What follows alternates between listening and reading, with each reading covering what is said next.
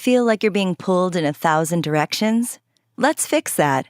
Download your free rebalancing toolkit and learn how to design an optimized week that lets you feel like you have it all. Get the goods at brilliantbalance.net/have-it-all.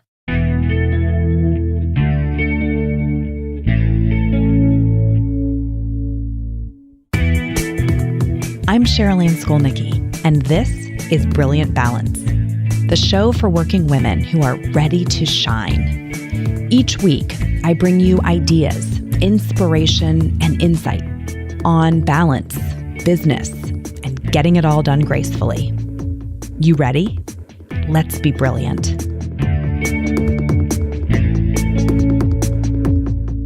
Hello and welcome.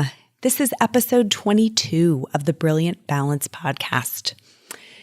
And I am settled in here this morning ready to record today's episode, having just completed what I call my morning routine. Sometimes I call it a morning ritual or, a morning sequence, but that routine of things that I take myself through in the morning to get into a good headspace and get the day off to a really strong start.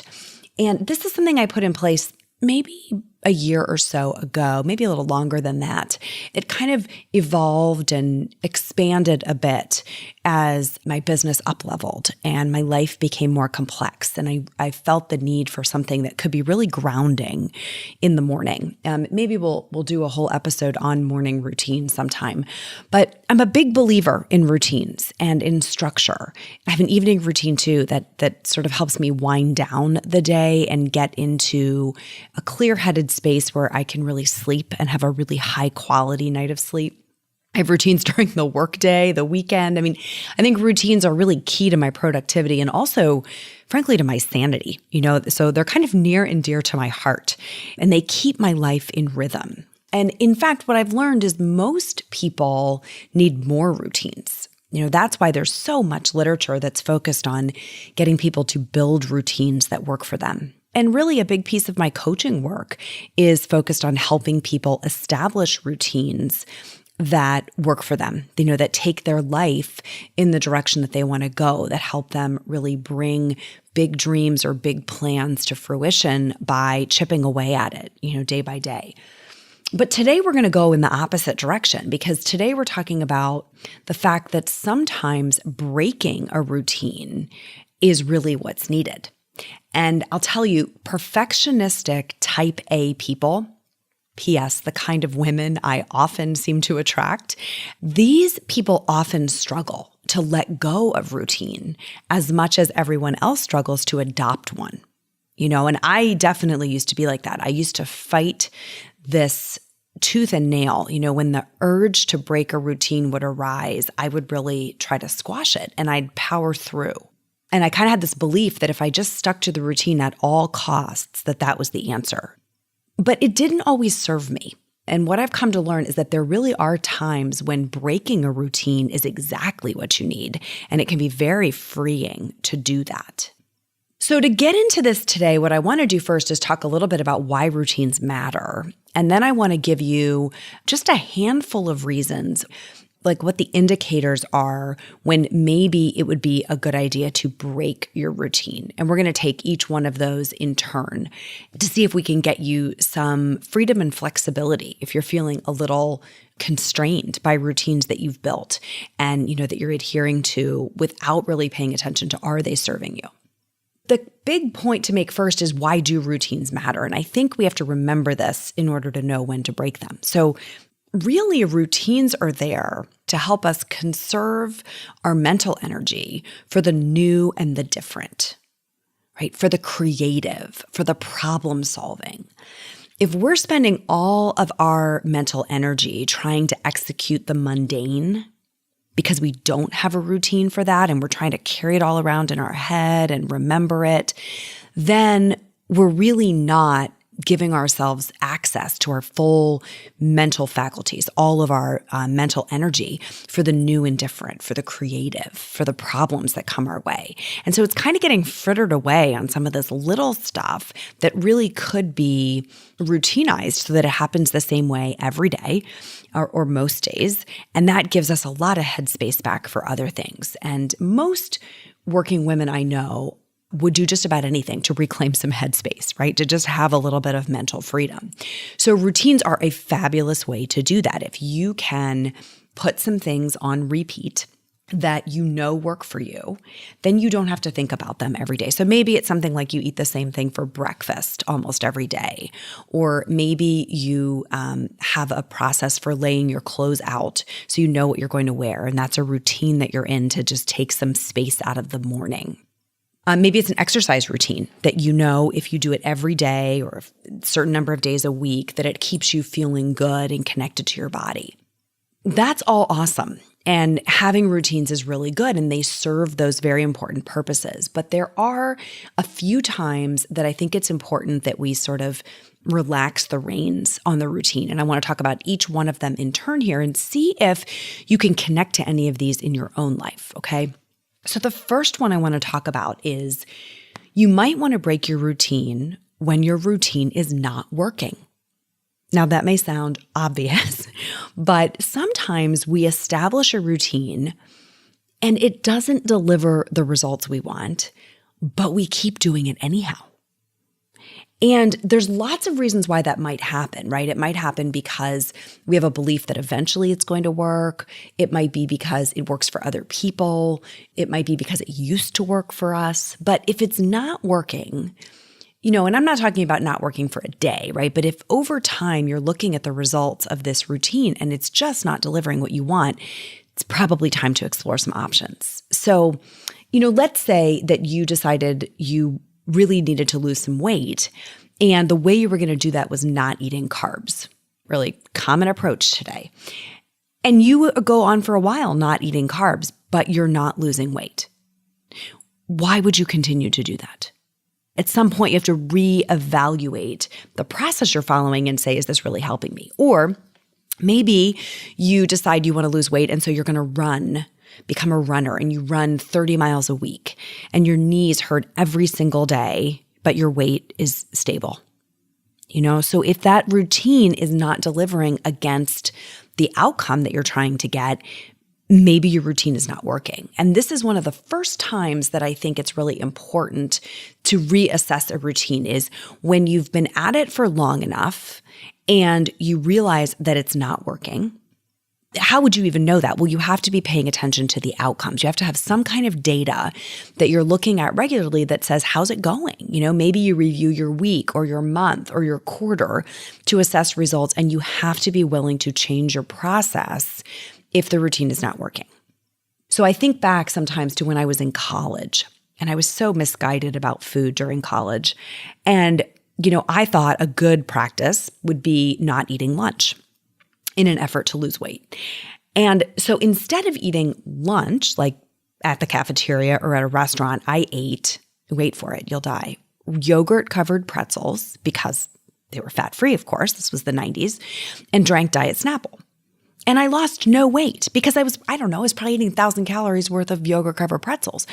The point is I had a routine and the routine was not working, but I did nothing to change it because somehow I had gotten it in my head that this was the routine I was going to follow. Okay, so that sort of, slavish adherence to a decision that we've already made without really assessing the data on whether or not it's working, that one gets us in a lot of trouble, and you do not want to do that. So that's the first one. You want to break your routine when your routine is not working. The second time you want to look for breaking your routine is when you need to get out of autopilot. Sometimes life just starts to feel a little dull, gray, blah. And you'll notice that you stop noticing things. Everything kind of feels prescribed and joyless, right? Maybe you're driving home and you don't really remember how you got there because it was so automatic. You follow that same path every day. Or maybe you're in that, chicken, spaghetti, tacos rotation every single week and everybody's sick of it, or maybe it's Pizza Friday and you've been having Pizza Friday for 5 years. Sometimes you just need the freshness of something that's new and different to sort of wake yourself up. And I want to talk about why this matters. This matters because when you look back on your life so far and you really ask yourself, what do you remember? I think you'll remember the peaks and the valleys. Think about times like vacation. Vacation stands out because it's a break from the norm. It's a peak. And you can create more peaks by simply breaking your routine. It doesn't have to be, 2 weeks in Hawaii. It's mini peaks work really well. But some small diversion from the way you typically do things just to mix it up can kind of wake you up to what's around you. This is a corollary, but one I love in this vein is just taking a few things that are already in your house and moving them around. Shifting the position of a chair or a lamp or a piece of art. You will be amazed at how you just wake up in your own home, right? You shift the energy by moving the objects and you start to notice things again, which can be very powerful. Why? Because you get all of that energy back for the other things you're trying to do, creative pursuits and problems you may be trying to solve. So this is a really great one, and it's actually a lot of fun. When you just start to feel a little dull, a little gray, look for an opportunity to intentionally break your routine to create more peaks that become memorable. That's the second one. Feel like you're being pulled in 1,000 directions? Let's fix that. Download your free rebalancing toolkit and learn how to design an optimized week that lets you feel like you have it all. Get the goods at brilliantbalance.net/have-it-all. So the third example of a time when you may need to break your routine is if you need to listen to your body. From my vantage point in working with women and from my own experience, I would argue a lot of us are pretty out of touch with our bodies. Some of us want to be out of touch with our bodies, okay? But we're kind of disconnected from the signals that our physical bodies are sending us. And so we ignore them, right? Because we're not even tuned into the signal to get the input. So tuning into your body and then paying attention to what it's telling you can be very powerful and may cause you to break your routine. So I'll give you an example. Let's say that you are someone who gets up at 5 a.m., right? It works for you. Maybe you work out in the morning or you meditate or you have your time with your coffee, whatever it is, right? You're somebody who gets up early and that works beautifully day in and day out. But maybe you have a night where you're up several times with a child who's sick, or you're up because you're anxious about something and you're not sleeping well. Well, if you consistently power through that and continue to get up at 5, over time, what you get is a chronically under-rested person. You have to pay attention to what is the signal your body is sending you about what it needs most. Now, this may be too obvious of an example because it may be obvious to you that if you were up all night with a sick kid, you would give yourself permission to sleep in a little bit. But what about when you're coming down with a cold? Or like many of us have done this year, coming down with the flu. Or what if you've just been working out really hard for 12 weeks straight? You've been in some kind of a program where you've really intensified your workouts. Or what if you have unusually high work stress for a period of time? Are those times when you would still listen to your body and give it what it is asking for in the form of more sleep? Or would you power through and say, well, no, I'm somebody who gets up at 5 to do X, Y, Z, so I'm going to keep doing it. Right? I would just invite you to trust your body, right? It knows things.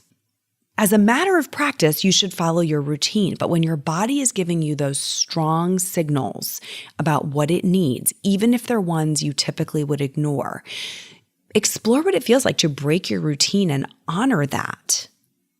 Right? Honor that and see if you actually get a better outcome. Sometimes skipping the workout in the name of more rest is exactly what you need. Sometimes staying late at the office, even though your routine is to leave at 5 o'clock, sometimes that's exactly what you need. There are times when you're going to get that strong signal And if you pay attention to it, you may find that your body knows exactly what you need and it will sort of sort you to the best possible outcome. And then the fourth example of when it makes a whole lot of sense to break your routine is when you need to break out of a creative rut, right? Sort of writer's block or a creative gap. Maybe you've been staring at that blank page of the report you need to write, or the blank canvas if you're, an artist, or the blank anything. And you're trying to crack the code or write the hook or get into it, and your creative juices are just running dry. This is probably one of the very best times when a change of pace can really get things unlocked. For me, I write a lot, and I often write at my desk because being a professional anything means you have to have a routine to get the work done. So there are days when I don't feel like doing it, but I power through and I get something on the page. But I will tell you, I have found I do some of my very best writing when I'm not at my desk. How's this for life imitating art? Yesterday afternoon, to write the notes for this podcast, I sat in the sun outside and, drank a decaf cappuccino, and this practically wrote itself. Like, the ideas were there, but I had to get myself out of my normal environment, my normal routine, in order to get that unlocked. And you've probably had that experience where, you've been sitting with something and quote unquote, powering through for a long period of time, and it's not coming to you. It's not coming to you. The problem's not getting solved. The answer is not revealing itself. And then, maybe in frustration even, you push it aside and get up and walk away. And as you get to the kitchen, boom, there it is. There's the answer. There's the idea that wouldn't come to you. So I would just say, what if we did that more intentionally? What if we intentionally broke our routine when we noticed our creativity flagging, to see if we can get there faster, right? I think you'll be surprised at how effective that is as a strategy. So I want to sort of cycle back to the beginning of this and underscore the point that overall, routines are good. I love routines. I teach routines. They are, one of the strongest currents that you can ride through your life to really help you be productive and effective. However, type A, really perfectionistic, high-achieving people can tend to over-adhere to those routines and not know when it's appropriate to break them, right? We're rules followers. So these 4 examples that we talked about today are like little warning signals, like yellow lights, that if you notice them, if you're paying attention, then they might be the signal that you need to say, oh, maybe I need to today or for this week change up my routine and see if I can get a better outcome. And those 4 examples were, first, when your routine is not working, when it's not delivering the results you want. And you would only know that if you were measuring the outcomes. If you had a way of quantitatively assessing, are you in fact getting the results you want or not? The second time is when you need to get out of autopilot because life has started to feel a little gray, right? You're feeling dulled out. You have that foggy feeling, and you need the freshness of something that's new and different. That's a second really strong indication that you want to break a routine, because you're looking to create peak experiences, and they come most significantly when we are not in our routine. And then the third example we talked about is if you need to listen to your body. That is a good time to break a routine. Your body may give you a strong signal, or sometimes just a very weak signal, that it needs something different than the norm. It could be that you need to change something about what you're eating, or a sleep pattern, or a movement pattern. And powering through in those cases can actually get you in trouble. You can get sick, you can get hurt if you're not tuned in to those signals from your body. And then the fourth example we talked about is creatively, when you need to break out of a creative rut and find an answer, or get a problem to be solved, or create something from nothing. Those are times when sometimes you need to intentionally break your routine, where sitting there for longer may not get you where you want to go. And changing up your environment or taking a break doing it in an entirely different way may tap a different vein of creativity that you've really been looking for. So routines overall are good, but being really tethered to those routines, not so good. So have fun this week, mixing things up. When we give you these ideas, I'd love to hear your stories about what you're doing, what you tried that was outside of the norm and how it felt. And the best place to do that is probably in the Brilliant Balance Facebook group. So we have a great group building in there, super active. I love the activity happening. So come in that group if you're not there already. And if you are in the group, tell me the story of the routine that you're breaking this week and what you noticed when you did that, how it felt, or maybe what was hard about it, and then what the result was of that little experiment. All right, I want to tell you about next time. The next time we are together in the next episode, it is for all of you who are starting new things, especially new professional chapters, new jobs, new businesses, new clients maybe. We're going to talk about the really common practice of proving yourself early on in a role and why that may actually be less helpful than you think it is. It's a mistake, honestly, I see all the time. I see people getting into that phase of proving themselves, and I'm not sure it's the best approach early in a new venture. So we're going to dig into that together next time. And especially if you are starting something new, you're going to want to make sure you're there for that. So until we chat again, let's be brilliant.